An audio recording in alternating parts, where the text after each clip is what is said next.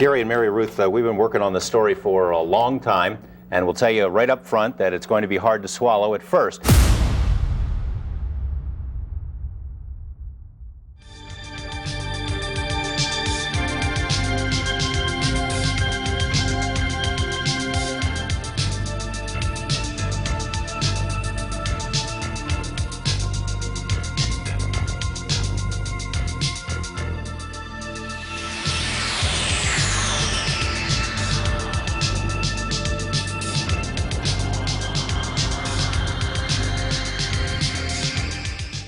Could it be that government personnel have not only met live aliens, as Bill says, but have even acquired alien technology?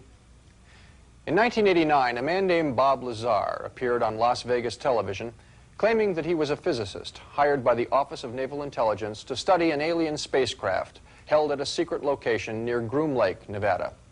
Since 1989, researchers have tried to either prove or disprove Lazar's sensational claims, but have failed to reach a verdict. Meanwhile, Lazar sticks by his story, and with the passage of time, it seems increasingly likely that he's telling the truth. What he says is astounding. Between December of '88 and April of '89, I worked as a senior staff physicist in what has to be the most secret project in history. My place of work was a facility at an area known as S4 on the Nellis Air Force Range in central Nevada. Area S4 is located approximately 15 miles south of the infamous Area 51 installation at Groom Lake, where the U-2 and SR-71 spy planes were developed. For the duration of my employment at S4, I was paid by the United States Navy. I had at least partial views of 9 different discs out at Area S4, but the one I'm going to describe to you now is the one in which I not only saw 2 of the 3 interior levels, but I also saw it fully functional in flight. No one who knew Area 51 from the inside ever talked publicly about the saucer stories. Well, there's several, actually 9 flying saucers, flying discs, that are out there of extraterrestrial origin. The live interview with the shadowy Dennis drew international attention. Portions were broadcast by radio in 6 European countries and in a nationally televised TV special in Japan. Actually 9 flying saucers, flying discs.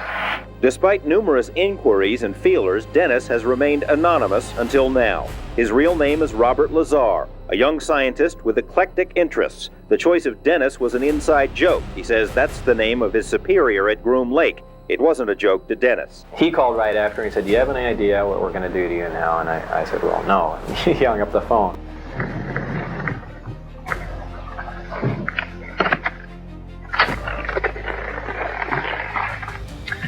Hi, I'm Bob Lazar. During late 1988 and early '89, I worked on the propulsion systems of extraterrestrial vehicles for the United States government. The hardware and technology I was exposed to should be placed in the proper hands of the scientific community, and it is the right of every person on Earth to know that there is physical evidence which proves that there is life elsewhere and that at least one form of that life has been here. For those of you whose information about me is limited to this video, I'll give you a brief background.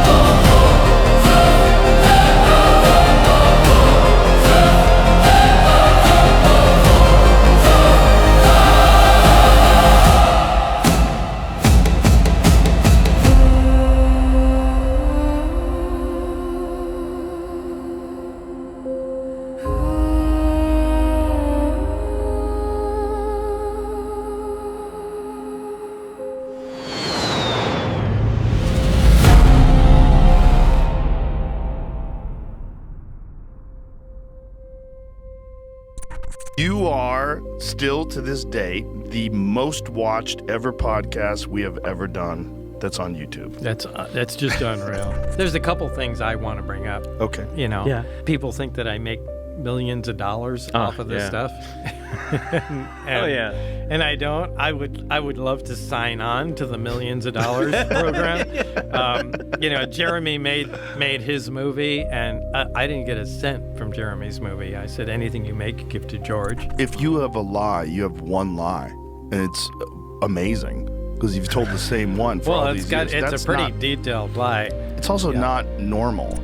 Yeah, I'm going to tell everybody you're, an inspector from the FAA, and I went, okay, great, and I get on the plane, and they say, just act like you're, going to kick everyone's ass. So I go on there, and I'd sit they fold down a jump seat behind the plane, and I just sit there looking at everybody, and God, all this stuff is so illegal. The sport model was an archaeological recovery, and that itself was underwater. So what is the deal with the water?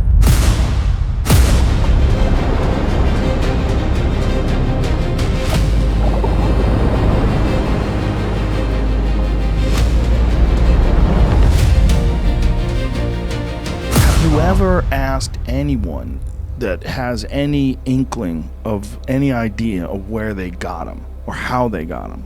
No, but something must have been said to me from Barry, but it was just too long ago, and I can't quite remember what was said, but it just left a seed in my mind. I think at least one of them was part of an archaeological dig. So it's old.